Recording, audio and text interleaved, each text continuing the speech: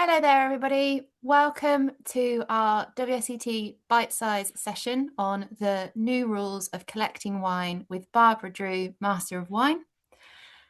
My name is Sophie. I am a member of the online classroom team here at WSET. I'm also joined by my colleague Natalie, who is an examiner in our qualifications team. They will be leading the Q&A at the end of the session. But first, before we get started, welcome. Welcome to our live webinar. We are WSET, the world's leading provider of qualifications and courses in wines, spirits, beer, and sake.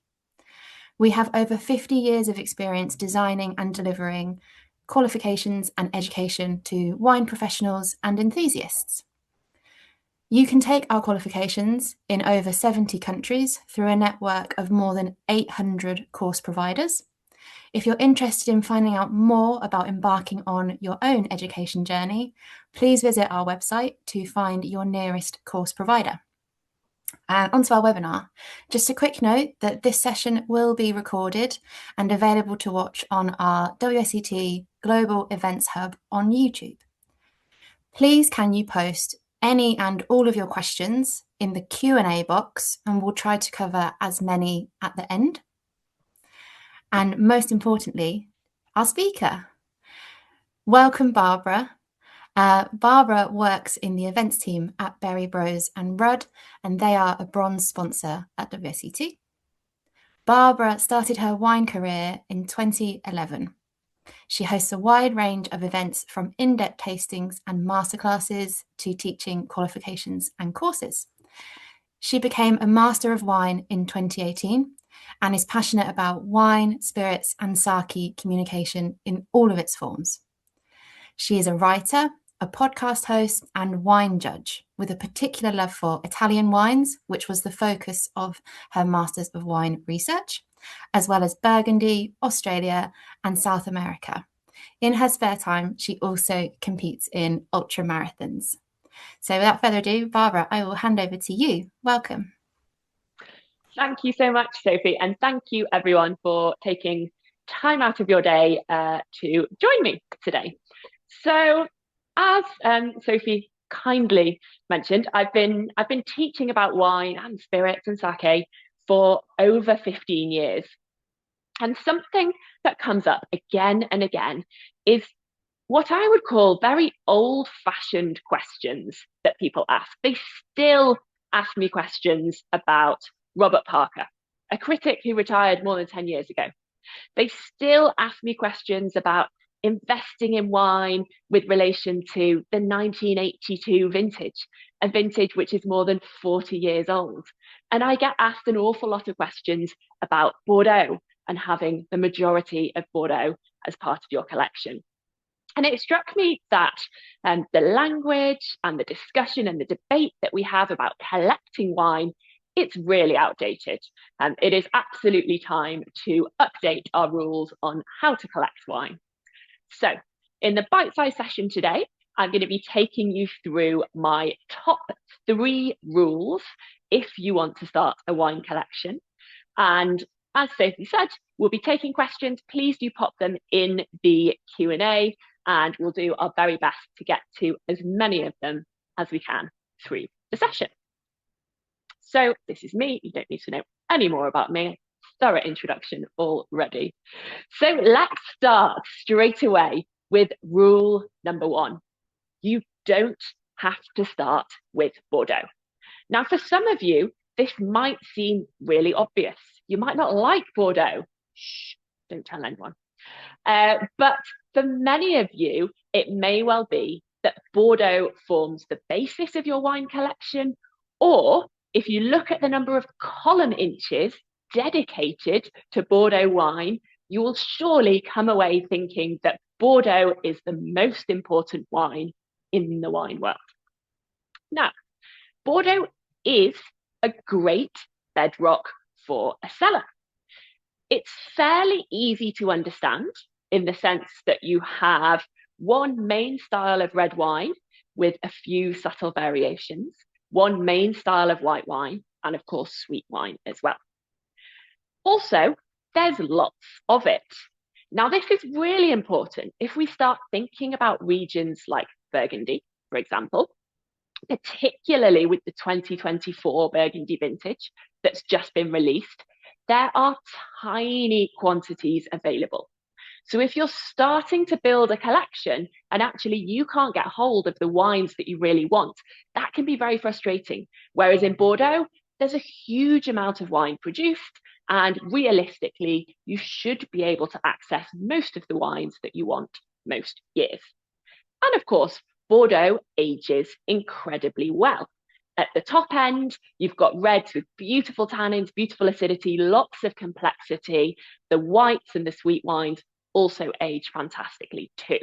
So all of these things make it a perfect addition to a wine cellar.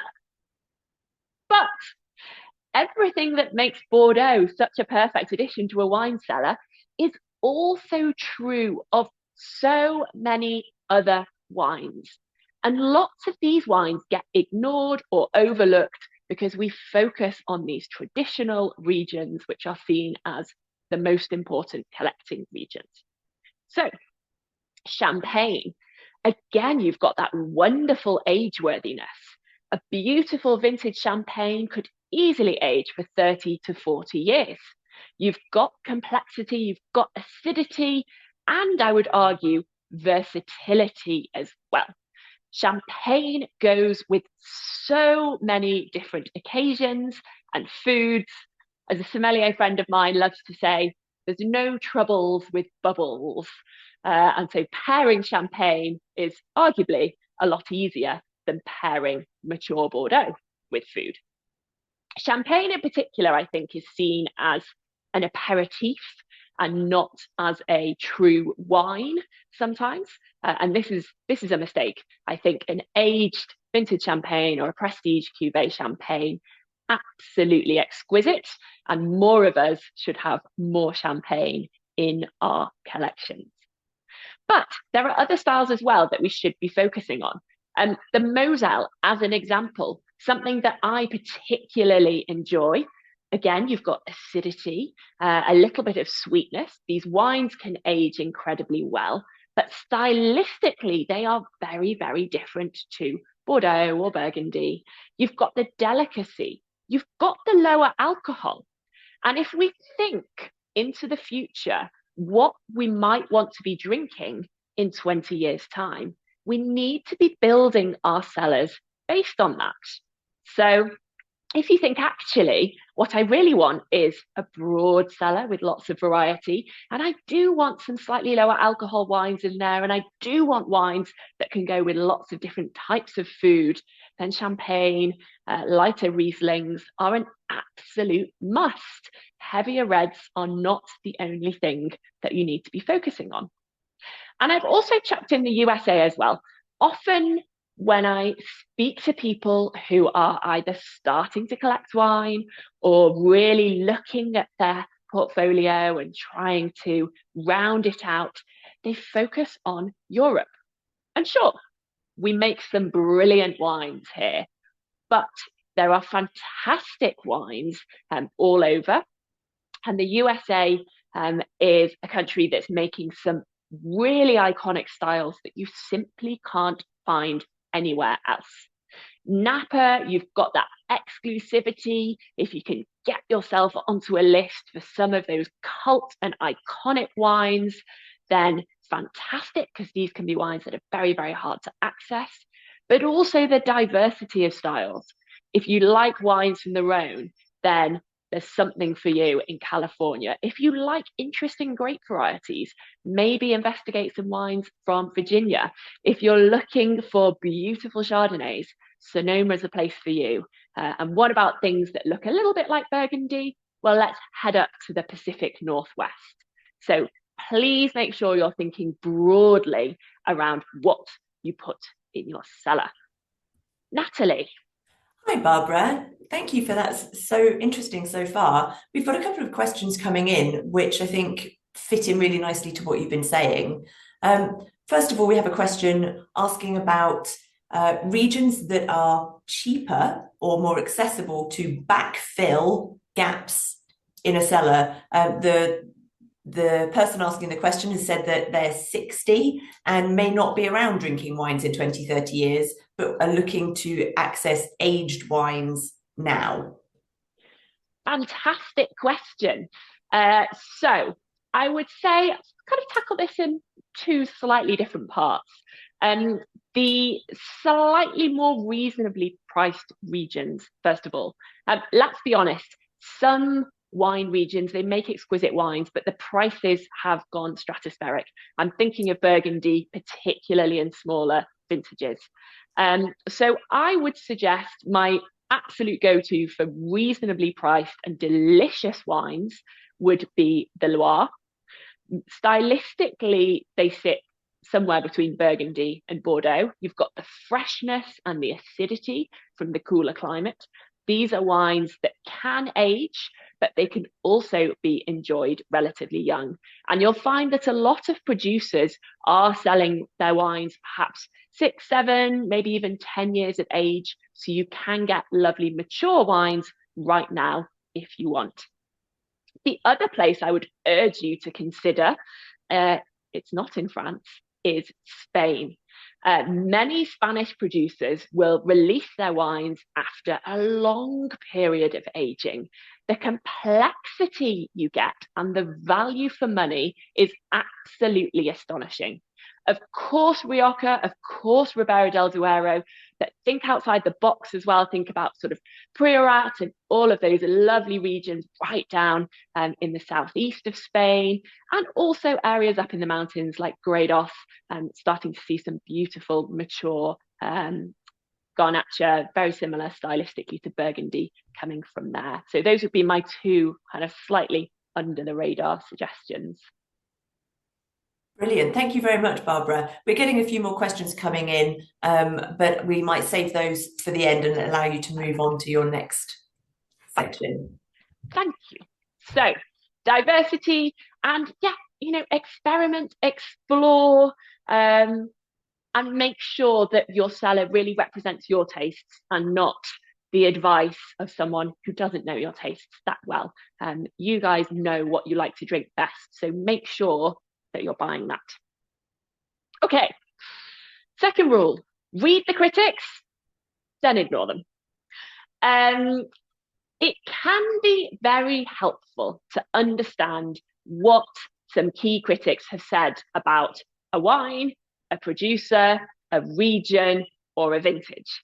It gives you that grounding of knowledge. It gives you that base to understand, aha, it was a cooler vintage, or, oh, interesting, this producer's done something a little different here. But it's really important that you align yourself with critics who match your tastes. Critics know a huge amount about wines, they have a huge amount of knowledge, but here's the thing, their palate is not necessarily going to reflect your tastes. I'm sure we've all read food critics who suggest brilliant restaurants and it was fantastic. The tripe was delicious. I love, the calves brains on toast or whatever. It was fantastic. And I read that and think, this is not a restaurant that I personally would like to go to. I'm not a fan of offal. So you've got to filter what the critics are saying. Just because a critic likes a wine doesn't mean that you will. So filter out the useful information. Okay, this vintage is perhaps more interesting than that vintage, or the producers changed their approach. But actually, if you find that consistently you buy wines that maybe James Suckling rates and you think, oh, this isn't to my taste, then he's not a critic that you should be following. It might be that your palate is more closely aligned to, Jancis Robinson or Jane Atson or whoever. So work out which critics are mostly aligned to you, and then take the useful nuggets from the other critics, but don't feel like you have to follow exactly what they're saying you should buy or you shouldn't buy. Scores as well. Scores can be helpful, but they are, by their very nature, they're quite reductive. Remember that your cellar, you're thinking about how it's going to evolve over the next 5 years, the next 10 years. You're thinking about all the different occasions when you're going to be opening these wines, tasting these wines, sharing them. How on earth can a critic distill all of that information into a single score. You know, the score is just not going to reflect how you interact with your cellar. So always read between the lines and decide which are the interesting elements, which are the useful elements from the critic's notes, and which you're going to go, okay, that's not so relevant to me. Ultimately, you're the one who's going to be drinking the wines, enjoying them, sharing them. So you need to be really confident with your decision if you're going to add this to your cellar, or actually, no, I'm not so keen on that. Okay. 3. This is really important. Buy every vintage. Now, traditional wisdom was about good vintages and bad vintages. And I'm sure many of you on the call are thinking, oh, if it's a Bordeaux vintage and it ends in 5 or 0, it's brilliant, and we're not sure about everything else. The reality is, this is just not true anymore. There are no real bad vintages these days. Winemaking and grape growing knowledge has come on so much in the past, even 20 years, that producers will now adapt to the weather conditions that are given. Of course, this doesn't mean that there's no variation. There absolutely is, but the wines will be good every year. It's like a good chef. It doesn't matter what ingredients they are given, they will still create delicious and amazing food. It's just that if they're given a handful of eggs and chives, they might make an omelette. And if they're given lots of ingredients, they might come up with a different dish, but the quality will still be the same. So there's no real bad vintages. And what's more important is that by buying every vintage, you're supporting producers. And particularly away from the big regions like Bordeaux, this is super important, because a lot of these producers are small, family run. They are basically agricultural businesses, and they have one shot each year to make wine. And actually, if a whole load of their top customers turn around and say, you know what, I don't want your wine this year, they're in real trouble. So support your producers and build up that picture of how their domain has evolved. If you buy wines only once every 3 years, you're missing that beautiful, complete picture of how this domain is evolving. If you buy wine every single year, you can say, oh, that was a cooler year. Yeah, they did that. Oh, gosh, look, if you taste this year, you can really taste the impact of that thing. It's the same in spirits, in fact. You'll find that, you know, distilleries will produce slightly different style. And if you buy every bottling, then you'll really get that full and complete picture of how that producer has evolved. So it's not about good vintages or bad vintages. It's about different styles and about really getting that whole kind of holistic overview of the producer. What do you think of that, Natalie? Do you agree? I think it's really interesting to hear the patchwork and the building up the understanding of that particular producer over time. I think it's really helpful to do that. So do some of our attendees who are asking around the future aging potential from warming temperatures coming from climate change, how that may impact wines that we're holding for 10, 20, 30 years. And another attendee has asked around the no bad vintage notion and whether that still holds for lower intervention wines and their place in a collection. Excellent questions. So the question around kind of warming weather and how will this affect the aging potential of wines, let me let you in on a secret. Traditionally, wines were aged because they were unpalatable when they were young. Essentially, we kept Bordeaux for 30 years because it was bad wine when it was first made, and as it ages it becomes more palatable. The wines from the 1980s are not objectively better than the wines being made today. Quite the opposite. If you go and taste some Bordeaux from the 1980s and you take off your rose-tinted spectacles, you will taste wine that's, on the whole, distinctly average. Winemaking has improved immeasurably. Yes, in many regions, the weather has got warmer, and we're perhaps seeing slightly lower acidities and slightly riper tannins. But at the same time, we understand so much more about winemaking that what it means is now you're buying wines which you can enjoy today, but they will still age at least as long as the wines from 30 or 40 years ago, if not longer, because they've got that really beautifully balanced structure. It's not about waiting for them to come into balance or for the tannins to soften out. So actually they will mature more elegantly rather than less elegantly. Now, in terms of the no or low intervention wines, that is a really astute question. So these are wines where very little has been done in the vineyard, and in the winery, everything is really quite hands off. Now, a good producer is still going to be able to nurture their wine, to kind of encourage it in the right way. They'll be picking out any moldy grapes if it's been a particularly wet vintage. They'll be making sure that they start with great ingredients so that they can get to the best finished product. But you're right that there will be a little bit more variability in the low intervention wines from vintage to vintage.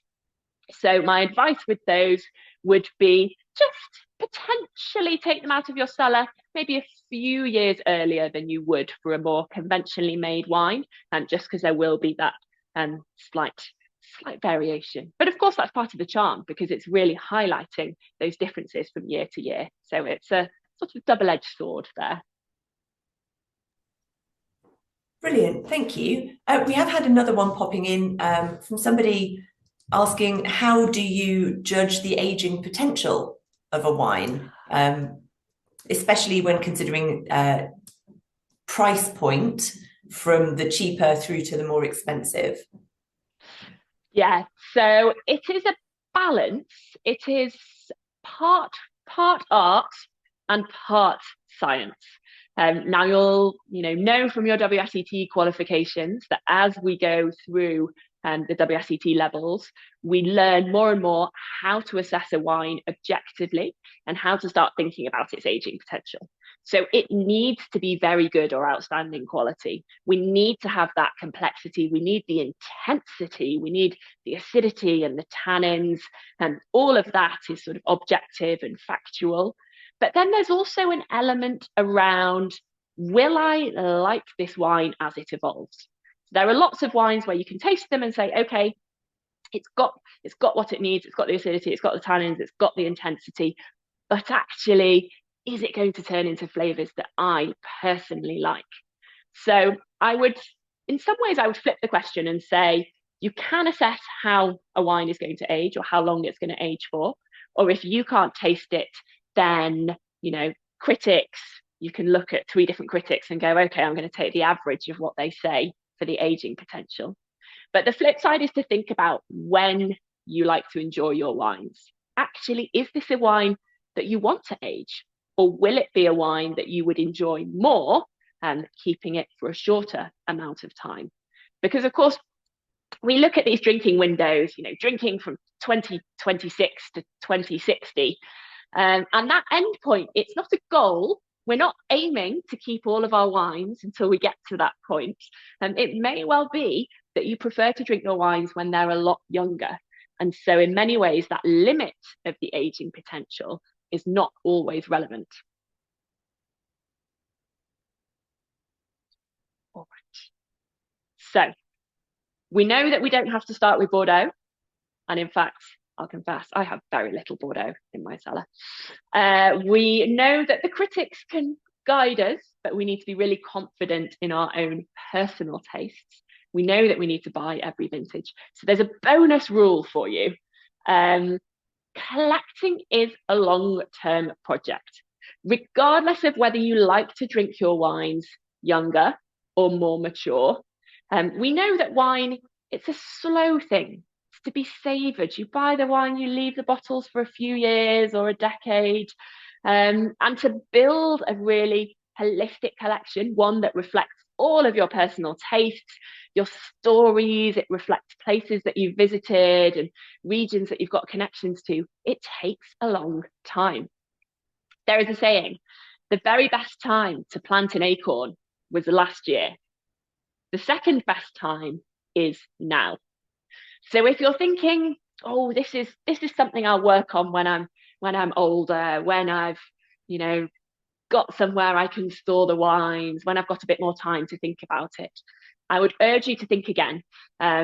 Start now. It's one of those things where you could just say, I'm just going to buy a couple of bottles. I'm just going to buy one case this year and just leave it, because in 3 or 4 or 5 years' time, when you're opening the wines from that first case, you'll think, gosh, I'm really glad I did that then, and I didn't wait a few more years. If you talk to anyone with a fantastic collection of wine, they will always say that they wish that they had started even earlier. So don't delay, start now. And of course, it's January. It's the perfect time for New Year's resolutions. So perhaps your New Year's resolution should be to start stashing away a few more bottles of wine for your future collection. What do we think of that, Natalie? Are we in agreement, or are there some dissenting voices in the chat? We've had some questions about quantity purchasing, actually, around not necessarily about how to start, but more, do you have to commit to 12 bottles, 6 bottles? How do you start a collection? You can start with a single bottle of wine. You do not need a fancy cellar. You don't need those lovely wooden boxes. You can just say, you know what, I'm going to buy this bottle and I'm going to keep it for a few years before I open it. And voila, you have a very bijou wine collection.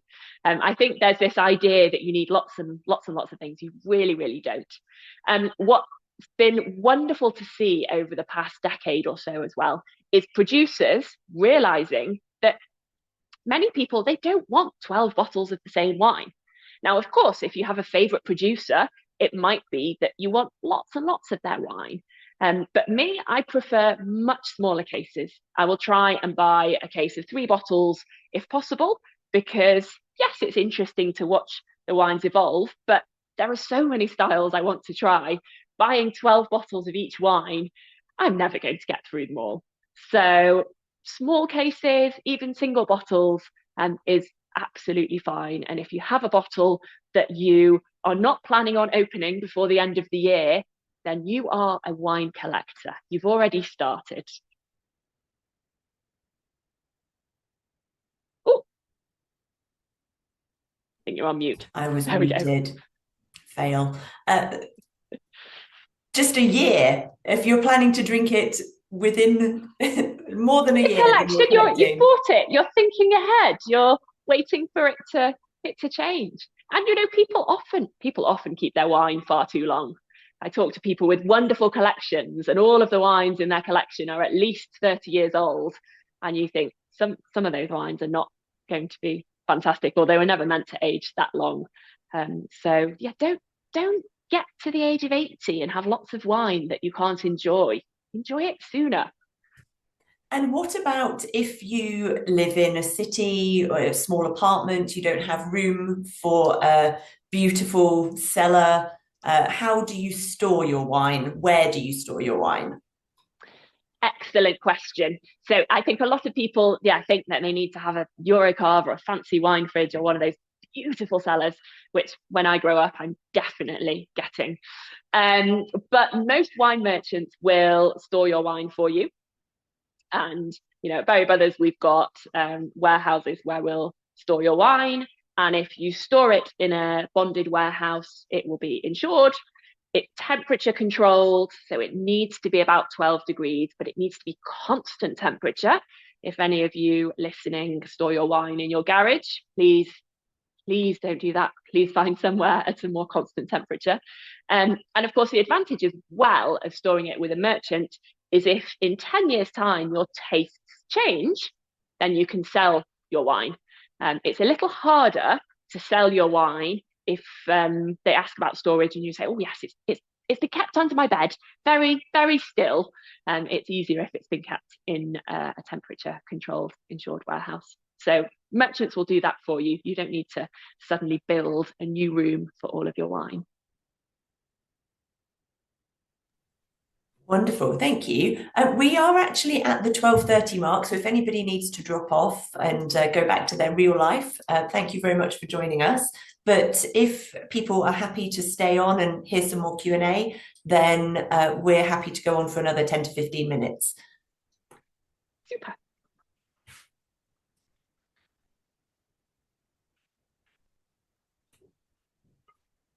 Let's see what are the burning questions people have got. This is your chance. If there are things that you have always wondered about. So we've had quite a lot of questions about regions and perhaps using a country theme or particular type of producer. We've had some questions around growers' champagnes in terms of the growers rather than the Grand Marque. Yeah. We've had questions about wines from Turkey, from Greece, Rioja Rosado, some quite interesting categories coming up in the questions. I love that. And to me, that represents kind of the diversity of tastes that everybody has in wine.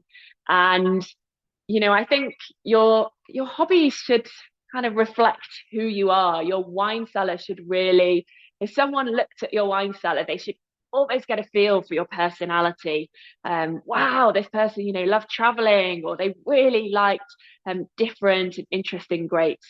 And following the herd, just don't.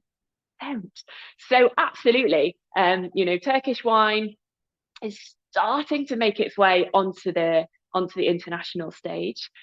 Greek wine, in particular, some beautiful wines. If you really like kind of Barolo and some of those more structured Italian wines, then there are some gorgeous wines from northern Greece in particular, similar style, got that lovely tannic structure, that lovely acidity that can age astonishingly well. So for sure. Rosé is a great point. It's one of those wines that people just don't think to put in their cellar. And that's because there's perceived wisdom that it doesn't age very well. Now, there are two elements here. One, you don't just have to collect wines that are going to age for 20 years. You can collect wines and keep them for a year or two. But two, of course, there are some lovely rosés and rosados, particularly in Spain. I feel like the person asking the question might be thinking of one particular rosado. If you can get your hands on Tondonia, please let me know where I can get some as well. But these incredible sort of beautifully oak-aged rosés, also some of the rosés from Bagnols, so down in the south of France, can age really well, and you get these lovely spicy flavors. So wines that you like, wines that have meaning to you, buy them, add them to your cellar. Absolutely. Grower champagne, yes, 100%. My personal favorite, probably Egliore, but you know, go out to Champagne if you can, taste through, work out which your favorite growers are. Try and limit yourself to, you know, 3 or 4, and then follow them, because you'll have beautiful fizz for every occasion in the future if you do. Lovely, thank you. Feeding into that question is around learning producers, trying new producers' wines. A question asking around, if you're buying wine to drink every day rather than collecting, how do you discover new producers who are perhaps out of your budget for everyday consumption, but finding something that's a little bit elevated that would align with your taste profile, but is suitable maybe for more longer term keeping and collecting? That's a brilliant question. And I would say, ask. Go into a wine merchant, you know, drop them an email and sort of get to know them and open a conversation. People in the wine trade are incredibly kind of outgoing, welcoming and friendly, and be really upfront. say, exactly what you said. Look, I'm looking for something. It's maybe every day I'm looking for a new producer. I want to go a slight step up, but actually here's my budget.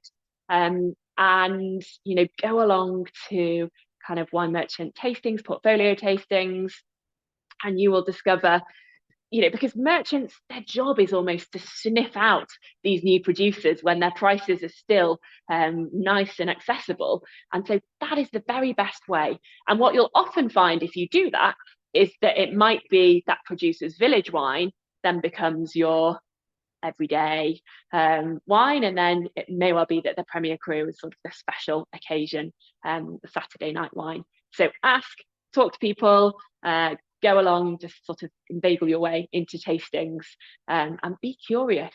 Don't be shy. We are here to help. That's really helpful. Thank you. We're just going to do one last question now before we wrap up, which was around the importance or not of social media and AI, and how they have maybe made it easier or harder for collecting wine, just in terms of consumer perspective, wine awareness generally. What do you think about that? That's a really interesting question. I think on the whole, that social media has made it easier for people to get into collecting wine, because I think it's made it more, I would say, more democratic. I think you can learn about wine in a wider range of channels, and it can feel more like, hey, wine is for me. You see a wider range of people in the wine industry. You see kind of all sorts of quite young, very hip, far cooler than me, people on social media talking about different producers. And, if you're one of those people that thinks I'm traditional wine merchants, they feel a little bit stuffy or whatever, then actually having that access, having that education on social media can be fantastic. So on the whole, I think it's a great thing. The more people we can get interested in wine, and the more people who go, this is fun. It's not what I thought it was. It's not stuffy. It's not traditional. It's fun. It's interesting. And for me, that's a brilliant thing. Brilliant. Well, thank you very much for your time today, Barbara, and thank you everybody for your really interesting questions. I'm sorry there are a few that we haven't had a chance to get round to, but hopefully you found it really interesting and engaging. Please, if you haven't done already, please complete the feedback poll, which will come up on your screen. So a huge thank you to Barbara Drew and to Berry Brothers and Rudd, who are our bronze partners here at WSET. The recording of this session will be available to watch on the WSET Events Hub on YouTube, and that should be available in the next 24 hours or so. You'll be able to catch up with that and look out for all of the little producer names that Barbara has scattered in throughout. And if we see an uptick in those guys' collections, then we'll know where we got the hot tip from. So if you have been inspired by today and would like to find out any more, please have a look at our wine qualifications and visit Where to Study page on the wsetglobal.com. So thank you very much, everybody, and goodbye.